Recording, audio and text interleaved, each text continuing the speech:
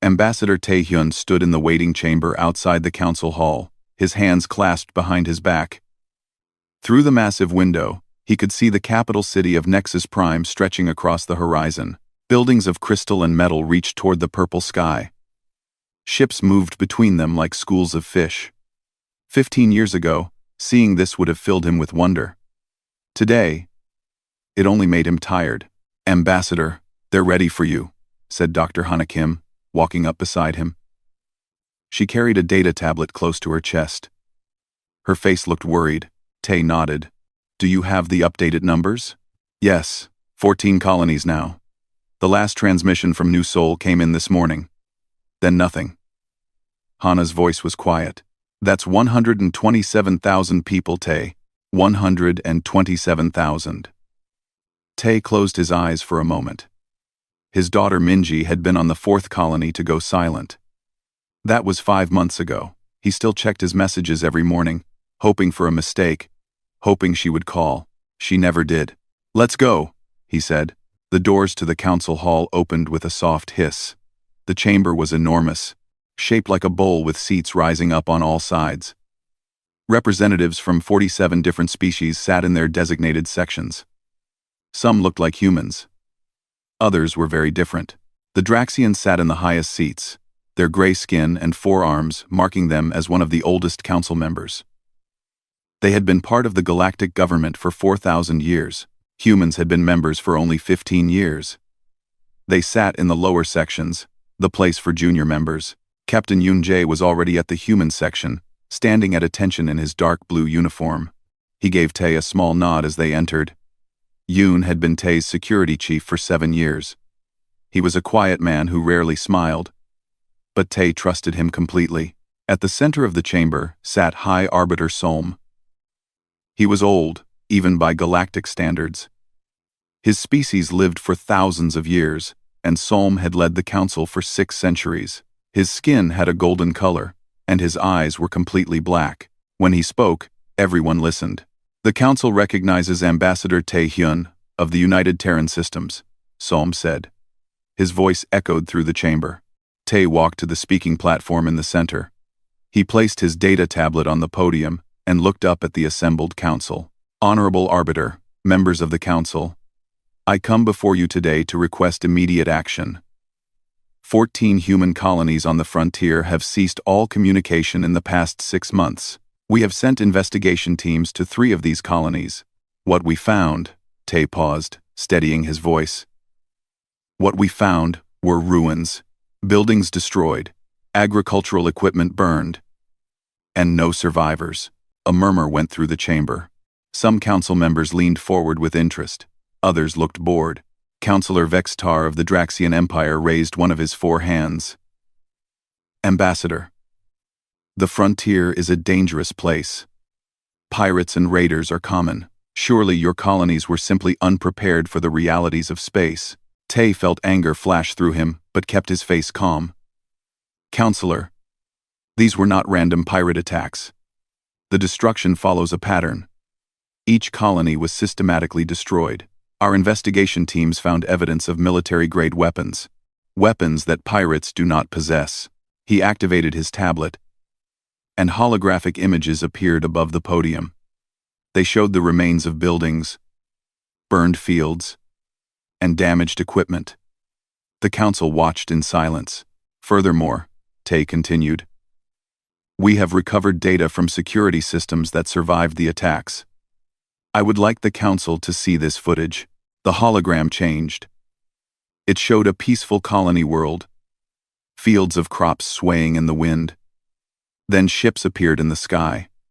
Large warships, their hulls marked with symbols, Draxian symbols. The ships opened fire, and the recording ended in static. The murmur in the chamber grew louder. Vextar stood up, his face showing anger. "This is absurd. Are you accusing the Draxian Empire of attacking human colonies? This footage could be fabricated. Where is your proof that these are our ships?" Tae met his eyes. "The ship identification codes are visible in the footage. We have matched them to vessels in the Draxian Imperial Fleet. Would you like me to display those codes for the council?" Before Vextar could respond, High Arbiter Solm raised his hand. The chamber fell silent immediately. Ambassador Tay, these are serious accusations. However, the Draxian Empire has been a valued member of this council for 4 millennia. They have always acted with honor. I suggest that what you have found is evidence of ships that were stolen or repurposed by criminal elements. With respect, Arbiter, we have evidence from all 14 colonies. The pattern is clear. Enough, Solm said, his voice firm but not unkind. The Council appreciates your concern for your people. We will authorize an investigation into these incidents. However, such investigations take time. We must be thorough and fair to all parties. I suggest that humanity exercises patience while we gather all the facts. Tay felt the dismissal like a physical blow. Patience. They wanted patience. While his people died. Arbiter, how much time will this investigation require? More colonies could be attacked while we wait. Solm considered this. These matters are complex. I would estimate 6 to 8 months for a complete investigation. 6 to 8 months. Tay looked around the chamber. Most of the council members seemed satisfied with this answer.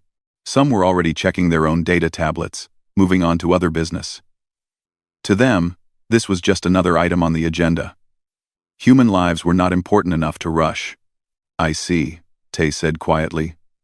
Thank you, Arbiter. He gathered his tablet and walked back to the human section. Hana looked at him with sad eyes. She had hoped for more. Just like he had. Yoon leaned close and whispered, "They were never going to help us. You know that." "I know," Tay whispered back. "But we had to try. We had to give them a chance to do the right thing. And now?" Tay watched as the council moved on to the next item of business, something about trade routes and tariffs. His daughter's face appeared in his mind. Minji had been 23 years old, a teacher on the 4th colony. She had loved working with children, helping them learn about Earth and the stars. She had been so excited about the future, about humanity's place in the galaxy. The council had just told him that her death did not matter, that 127,000 human deaths were not important enough to act quickly. They wanted patience and investigation while more people died. Tay made a decision then.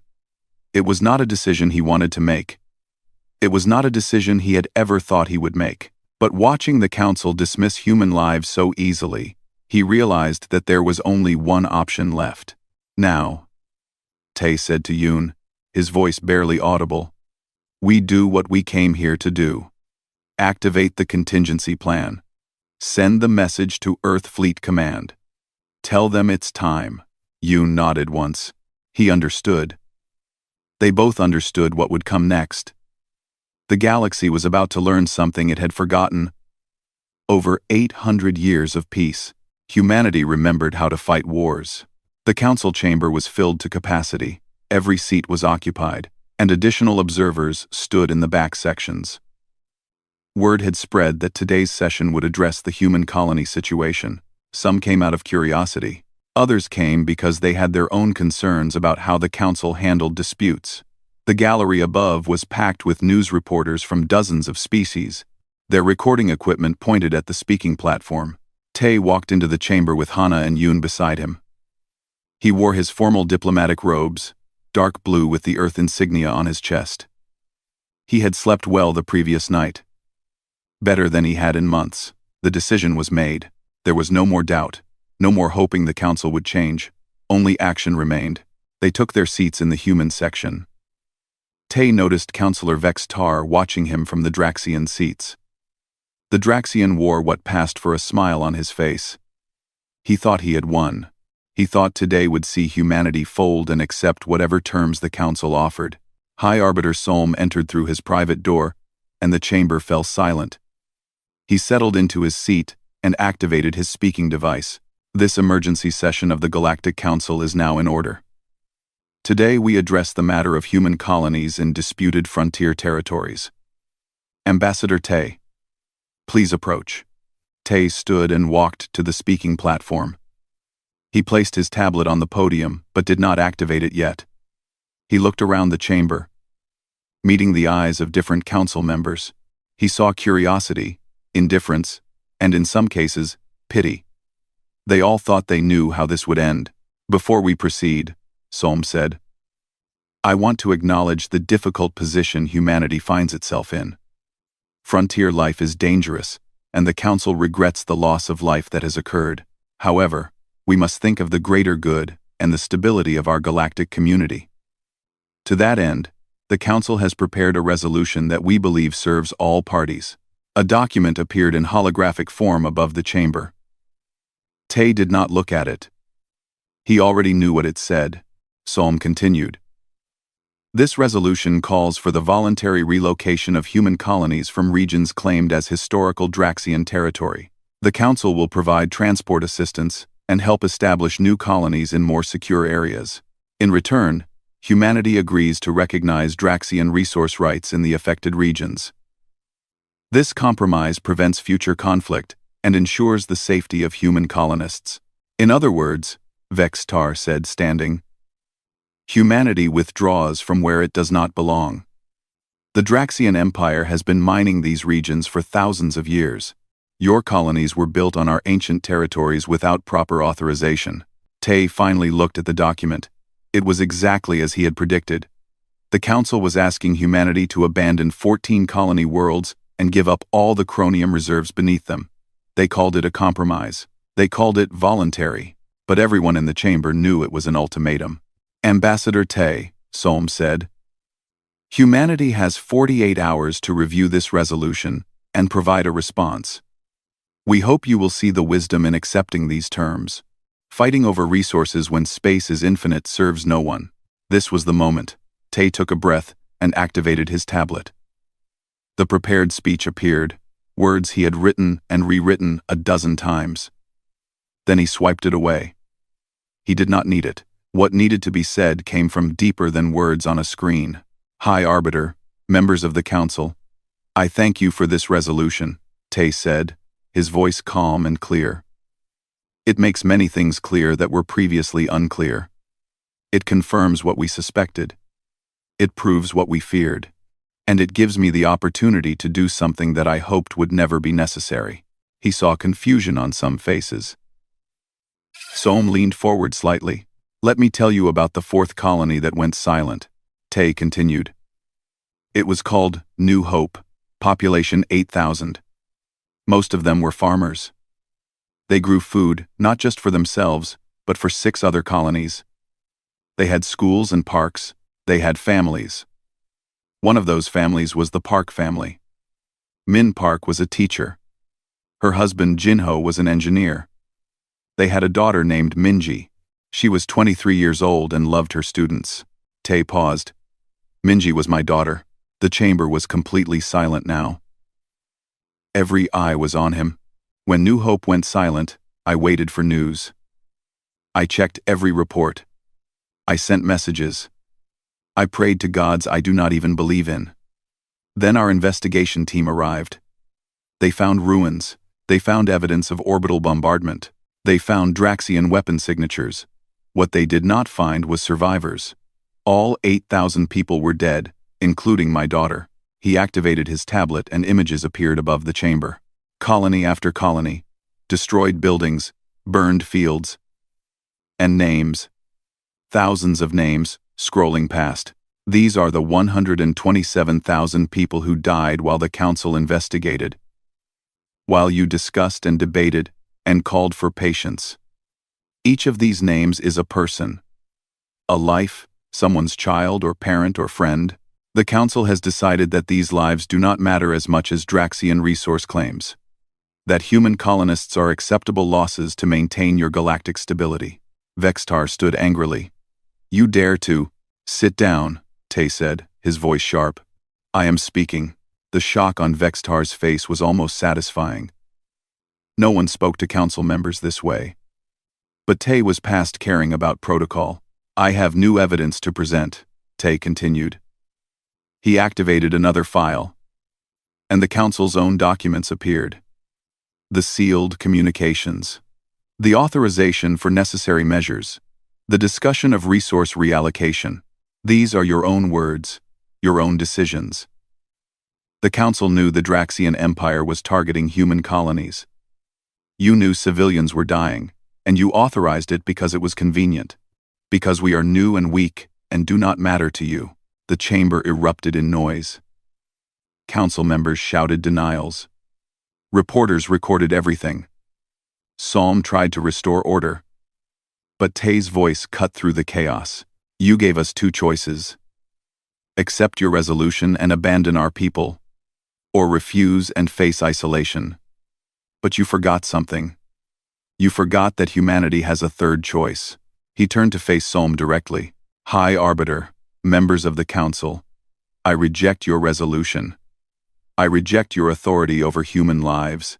And I formally declare that a state of war exists between the United Terran Systems and the Draxian Empire. The noise died instantly. For 3 seconds, there was absolute silence. Then everyone started talking at once. Vextar was laughing. War? You declare war? You have 300 ships. The Empire has 4,000. You are children playing with toys. We are humans defending our homes, Tay replied. There is a difference. Psalm stood, and his voice boomed through the chamber. Ambassador Tay, this declaration is invalid. War has been abolished under Council law. You cannot simply, I can, and I have, Tay interrupted. The United Terran Systems withdraws from all Council treaties as of this moment. We do not recognize the authority of this body. You betrayed us. You allowed our people to be murdered. Now we will defend ourselves. He looked at Vextar. The Draxian Empire has 48 hours to withdraw all forces from human territory and agree to pay reparations for the colonies destroyed. If these terms are not met, humanity will prosecute this war by any means necessary. Vextar stopped laughing. You threaten me? You threaten the Empire? We will crush you. We will reduce Earth to ash. You will beg for mercy before this is over. Maybe, Tay said, but we will make you remember us. Every ship you lose, every soldier who does not come home, you will remember that humanity stood here today and said no more. No more will you take our people. No more will you take our worlds. No more will anyone in this galaxy treat human lives as worthless. Psalm was trying to speak, but Tay continued. This broadcast is going to every species in the galaxy. They are watching us now. They are seeing the truth. The Council chose power over justice. The Council chose convenience over lives. Let every species that watches remember this. Let them ask themselves if they will be next, if their people will be the next acceptable loss. Hana had activated the broadcast herself. Every word Tay spoke was being transmitted across the galaxy. Millions, maybe billions of beings were watching. This Council has 3 choices now, Tay said. You can recognize this war as a legitimate dispute between 2 parties. You can remain neutral, or you can side with the Draxian Empire. Choose wisely, because any species that intervenes on behalf of the Draxians becomes an enemy of humanity. And I promise you, we will make you pay for that choice. Council members were shouting now. Some demanding that Tay be arrested. Others calling for emergency votes. A few were quiet, watching carefully. Tay saw that some of them understood. Some of them knew that the galaxy had just changed. Ambassador Tay, Psalm said, his voice strained. You are making a catastrophic mistake. The Council will not allow. The Council will do nothing, Tay said, because you know that if you attack humanity, we have nothing left to lose. We will fight like cornered animals. We will make it cost more than you are willing to pay. You taught us that our lives do not matter to you, so we will show you what humans are willing to do when they have nothing left to lose. He picked up his tablet and turned to leave. Yoon and Hana stood immediately. This session is not dismissed, Psalm shouted. It is for us, Tay said without looking back. We are at war now. We have more important things to do than listen to the Council pretend it cares about justice. They walked out of the chamber. Behind them, chaos reigned. The galaxy had not seen war in 800 years. The Council had believed it was extinct, that civilization had moved beyond such primitive behavior. They were about to learn differently. They were about to see what happened when you pushed humanity past the breaking point. They were about to discover that humans had never forgotten how to fight. They had just been waiting for a reason. The Draxian war fleet emerged from faster-than-light travel near Mars. 500 warships, their hulls gleaming in the light of Earth's sun. It was the largest military force assembled in 8 centuries. War Prince Korthan stood on the bridge of his flagship, the Eternal Glory, and looked at the planet ahead. Earth. The human homeworld, small and blue and defenseless. Begin scanning for their fleet, Korthan ordered. His 4 arms gestured at the displays. Show me where the cowards are hiding. The sensors officer worked quickly.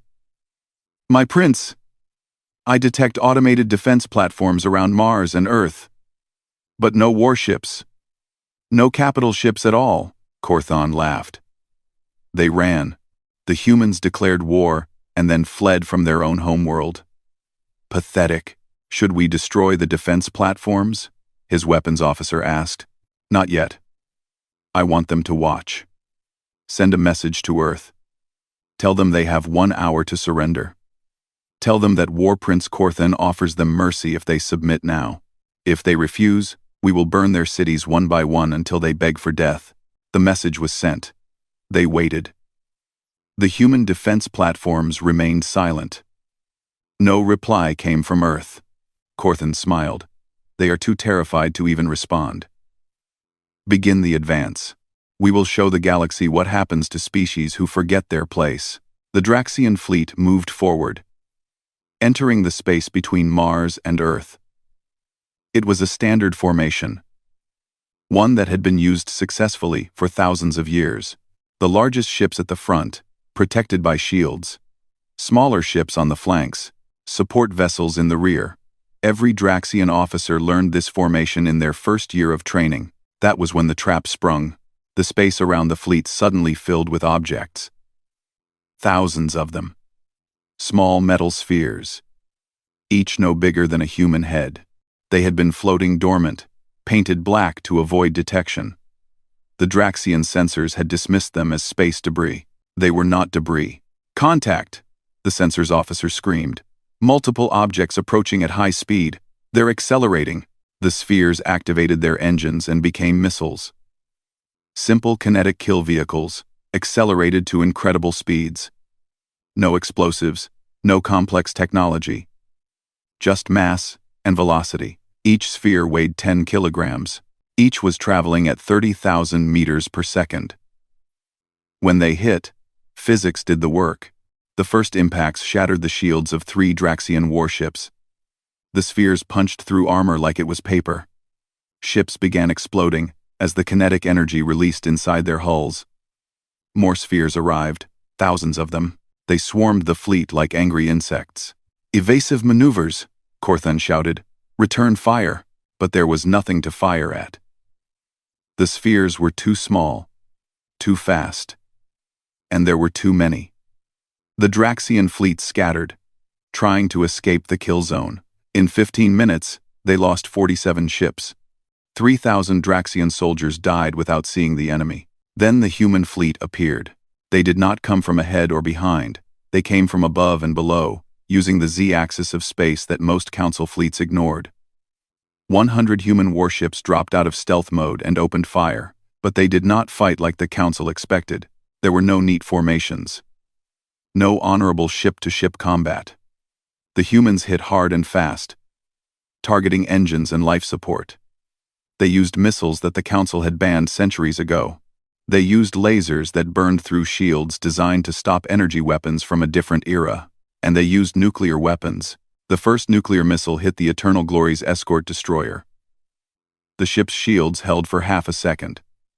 Then the warhead detonated, and the electromagnetic pulse shut down every system on the ship. It went dark and dead in space. 2 more missiles followed, conventional explosives this time. The destroyer broke apart. Impossible! Korthan roared. Nuclear weapons are banned.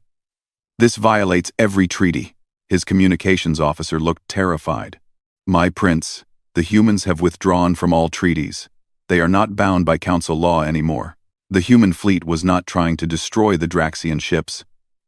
They were crippling them, destroying engines so ships could not escape, knocking out communications so ships could not coordinate. It was efficient and ruthless, and completely unlike how Council species fought. All ships, fall back to Rally Point Omega, Corthan ordered. We regroup and counterattack. But falling back required working engines. A quarter of his fleet was already crippled. The human ships pursued relentlessly, refusing to engage in the kind of set-piece battle the Draxians expected. They would swoop in, fire, and disappear. They used the wreckage of destroyed ships as cover. They attacked from unexpected angles. And then the humans did something that made Corthan's blood run cold. One of the defense platforms around Mars began moving. It was massive, the size of a small moon. The Draxians had noted it during their scans but assumed it was just a station. It was not. It was a weapon. The platform's engines flared to life, and it accelerated toward the Draxian fleet. That station is moving, the sensors officer said. It's on a collision course with our formation. Corthan understood too late. The entire station was a bomb. The humans had turned a space station into a massive kinetic weapon. They were willing to destroy their own infrastructure just to kill more Draxians. All ships, emergency jump. Get us out of here now. The fleet scattered. Each ship jumping to faster than light travel without coordination. It was chaos. In war, chaos got people killed. 147 Draxian ships managed to escape. The rest were destroyed when the station detonated, its nuclear reactor overloading in a blast that lit up the solar system. 353 Draxian warships were lost. 30,000 soldiers dead or missing. The largest fleet assembled in 8 centuries had been cut in half in less than 3 hours, and the humans had lost only 12 ships. War Prince Corthan stared at his displays in his damaged flagship, now limping toward the nearest Draxian base. He had underestimated the humans. They did not fight with honor. They did not follow the rules of war. They fought to win, and they were very good at it. Back at Earth, Fleet Commander Yoon stood on the bridge of his flagship and watched the Draxian fleet retreat. His face showed no emotion. "Status report," he said. 12 ships lost, 47 damaged but repairable, his officer replied. "We estimate 350 enemy ships destroyed. They're running. Good. Send word to the second fleet. It's their turn. Hit the Draxian supply depot at Kepler 442. No survivors. Make sure they understand what it means to attack human colonies. Sir, that depot has civilian contractors, families of soldiers." Yoon looked at him. "The Draxians did not spare our civilians. We will show them the same mercy they showed us. This is total war now. They wanted it. We will give it to them." Sensive court, the officer nodded and sent the orders. Yoon turned back to watch Earth rotating peacefully below. His homeworld was safe. For now. But this was just the first battle. The war would be long and bloody. Humanity had spent 15 years being dismissed and ignored by the Council. They had spent those years quietly preparing for the day when patience ran out. That day had come. Across the galaxy, species watched the battle recordings with shock. The Council had expected the humans to lose quickly. They expected the Draxian Empire to crush this upstart species and restore order. Instead, they saw something that terrified them. They saw a species that remembered how to wage war. Not the ceremonial conflicts that the Council allowed. Real war. Brutal. Efficient. Total war. High Arbiter Solm called an emergency council session. Species who had been allies of the Draxian Empire for centuries suddenly became neutral. They remembered their own histories. Before the Council, when war was common, they remembered what total war looked like, and they decided they wanted no part of it. Humanity had shocked the galaxy with their declaration of war. Now, they were shocking the galaxy with their ability to wage it. The Draxian Empire was learning a painful lesson. They had picked a fight with the wrong species. Dr. Hana Kim broadcasted the battle footage to every corner of the galaxy. She added commentary, explaining each human tactic. She made sure everyone understood why the humans fought this way. The council species forgot what war truly is, she said in her broadcast. You turned it into a game with rules and honor. You forgot that war is about survival. The Draxian Empire tried to exterminate our colonies. They killed 127,000 civilians. They thought we would accept it because we are new and weak. They were wrong. We will show them what happens when you try to exterminate humans. We do not fight for honor. We fight to win. And we will burn down everything you have built if that is what it takes to protect our people. The broadcast reached billions. Some species were horrified. Others were quietly impressed. A few began to reconsider how they treated humanity. If 300 human ships could do this much damage, what would happen if Earth built 3,000? What would happen if humans decided the Council itself was a threat? War Prince Korthen sat in his quarters on his damaged flagship and realized he had made a terrible mistake. He had thought humans were weak. He had thought their declaration of war was desperation. He had been completely wrong. The humans were not weak. They were terrifying. And the war had only just begun. 6 months had passed since the war began. The Draxian Empire was learning what it meant to fight an enemy that refused to follow the rules. They had lost 60% of their military fleet. Their supply lines were constantly under attack. Their border worlds lived in fear of human raids that came without warning and left nothing but ashes. The human fleet now sat in orbit around Drax Prime, the Draxian homeworld. 200 warships remained from the original 347 that began the war. The rest had been destroyed in the grinding conflict. But they had achieved their objective. The Draxian Empire was beaten. On the surface of the planet, 3 billion Draxians waited to learn their fate. Their mighty empire, which had existed for 4,000 years, was about to surrender to a species that had only been in space for 70 years. Counselor Vextar sat in his office, his 4 hands trembling. War Prince Korthen had committed suicide 2 months ago, after losing the Battle of Draxian Gate. The Empire's war fleet was scattered and broken. Food supplies were running low because human attacks had destroyed the shipping routes. And now a human fleet sat overhead, their weapons aimed at his cities. A communication request appeared on his screen. Ambassador Tae Hyun. Vextar wanted to ignore it. He wanted to pretend this was not happening. But he had no choice. He accepted the call. Tae's face appeared. He looked older than 6 months ago. The war had aged him, but his eyes were still hard and determined. Counselor Vextar, Tae said. I am here to offer terms. Terms, Vextar repeated. The word tasted bitter. You mean you are here to dictate surrender? Yes. The Draxian Empire has 72 hours to accept these terms. After that, we begin orbital bombardment of your military facilities. If you still refuse, we target your industrial centers. If you continue to refuse, we target your cities. We will not invade.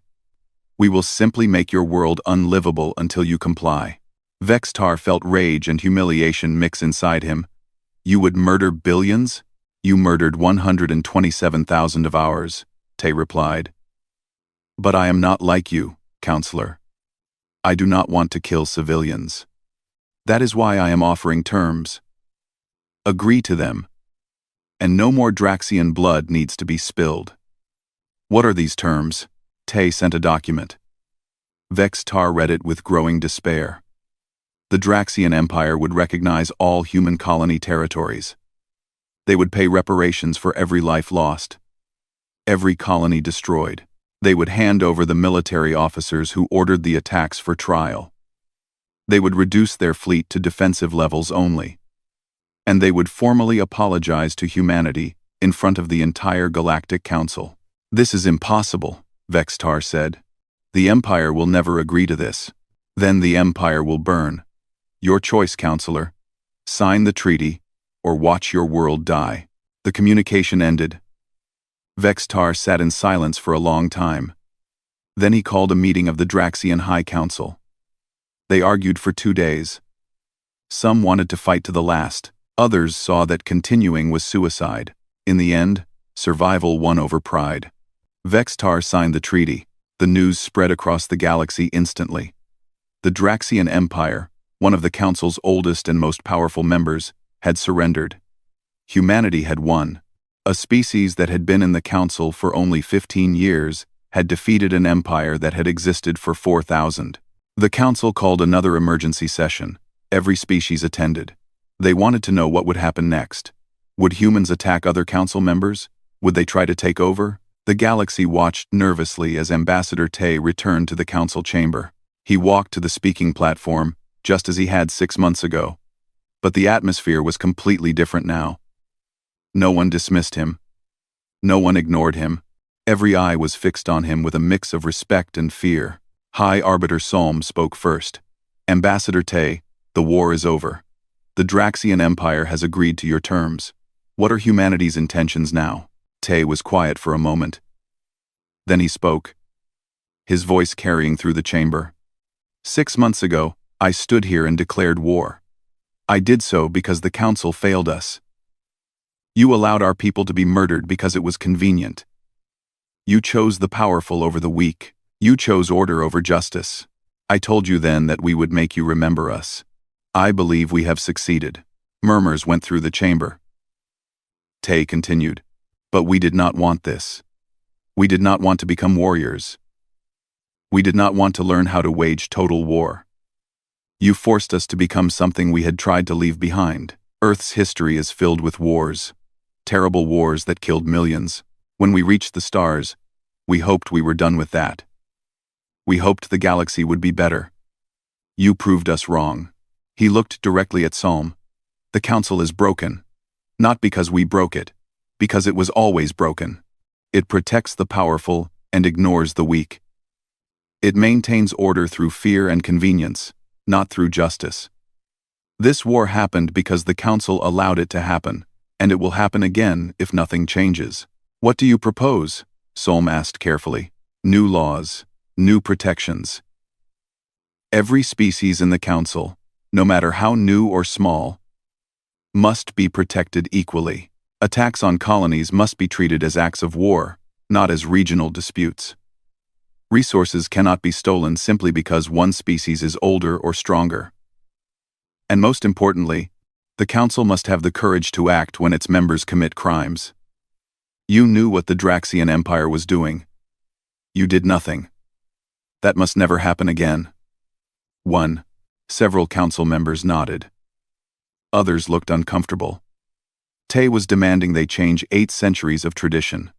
And if the Council refuses these changes? Vextar asked bitterly. He sat in the lower seats now, stripped of his high position. Then humanity will remain outside the Council, Tay said. We will protect ourselves and any other species that needs protection. We will be the force that you refuse to be.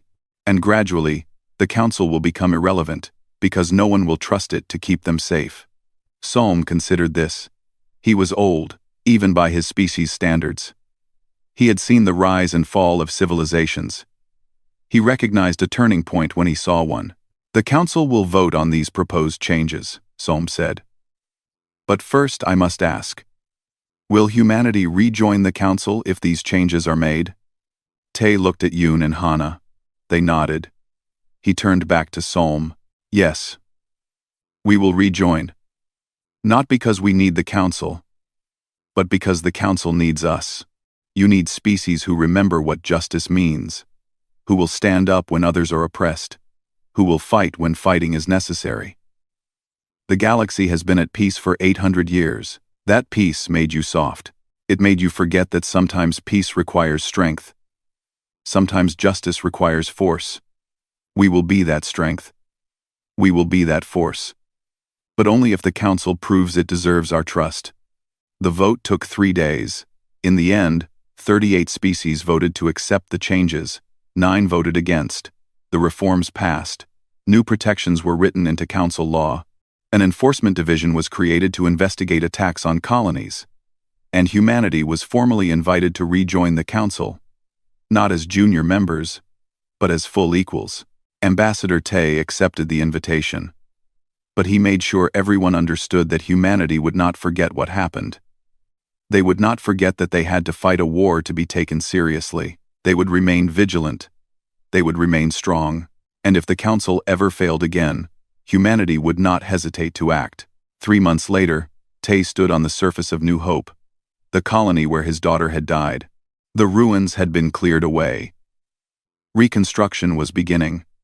A memorial stood in the center of the new town square, listing the names of all who had died. He found Minji's name and placed his hand on it. The stone was warm from the sun. "We did it," he said quietly. "We made them listen. We made them care. I hope it was worth the price." Yoon stood beside him, now officially Marshal of the Terran Systems Fleet.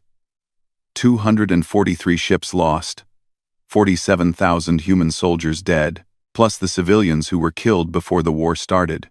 "That's the price we paid for justice. Was it worth it?" Tay asked. "Yes," Yoon said without hesitation. "Because now, no one will ever ignore us again. No one will ever think human lives are worthless.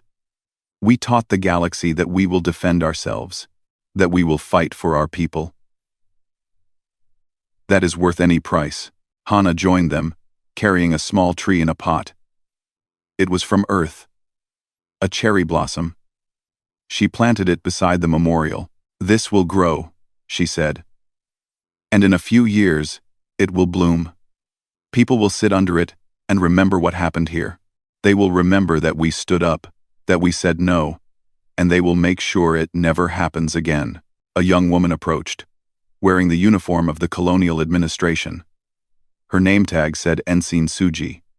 She saluted Tay. "Ambassador, the new settlers are arriving tomorrow, 2,000 families. They asked me to thank you for making this possible, for fighting for them." Tay returned the salute. "We fought for all of us, Ensign.